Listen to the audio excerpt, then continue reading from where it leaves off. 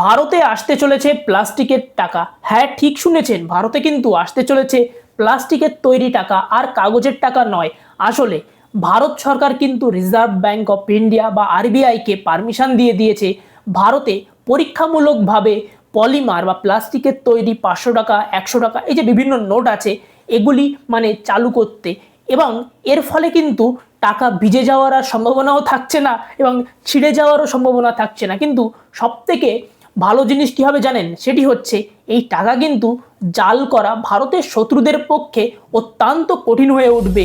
এবং এই ধরনের পলিমার বা প্লাস্টিকের টাকা পৃথিবীর 60টি দেশে ব্যবহার হয়ে থাকে এবং কোনো কোনো দেশে কিন্তু কম্পোজিট অর্থাৎ মিক্সার ব্যবহার হয়। যেমন ধরুন আমেরিকায়, যেখানে কটন বা তুলোর সাথে প্লাস্টিক বা পলিমার মিশিয়ে এক প্রকার বিশেষ ধরনের মানে ডলার বানানো হয়।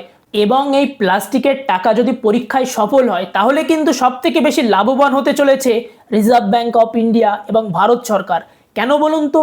তাহলে বলছি শুনুন। এটি বুঝতে হলে আপনাকে জানতে হবে যে রিজার্ভ ব্যাঙ্ক অফ ইন্ডিয়া কিভাবে অর্থ উপার্জন করে বা লাভ করে। আসলে আপনার কাছে ধরুন 500 টাকা আছে বা 10 টাকা আছে, যাই আছে, সেটি প্রিন্ট তো করেছে কেউ না কেউ, সেটি করেছে হচ্ছে আরবিআই। ধরুন 500 টাকা প্রিন্ট করতে বা ছাপাতে প্রয়োজন হয়েছে আরবিআই এর 5 টাকা। ধরুন কাগজ, প্রিন্টিং এবং কালি এসব মিলে 5 টাকা খরচ হয়েছে আরবিআই এর। তাহলে আরবিআই তো লাভ করছে 495 টাকা। বুঝতে পারলেন না? তাহলে শুনুন আর একবার।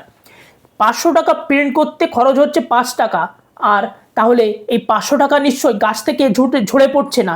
এই 500 টাকা আরবিআই অন্য ব্যাংককে দিয়েছিল, ওই ব্যাংকের থেকে আপনার কাছে এসছে, কিংবা অন্য লোকের কাছ থেকে আপনার কাছে এসছে টাকাটি, ঠিক আছে? কিন্তু এর মূল উৎপাদনটি কে করেছে? এটি করেছে হচ্ছে আরবিআই। এবং আরবিআই 5 টাকার টাকা ছাপিয়ে 495 টাকা লাভ করে নিল।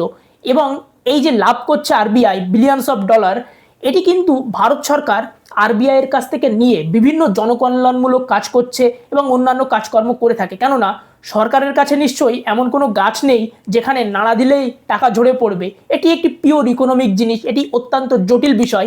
ভবিষ্যতে এ বিষয়ে আমি একটি বড় ভিডিও অবশ্যই নিয়ে আসবো। ভিডিওটি ভালো লাগলে লাইক করুন, চ্যানেলটিকে সাবস্ক্রাইব করতে ভুলবেন না। এবং ভবিষ্যতে এ বিষয়ে আমি একটি বড় ভিডিও আনতে চলেছি। এবং এই ধরনের ইকোনমিক্সের জিনিস কিন্তু সচরাচর বাংলায় কিন্তু বানানো হয় না।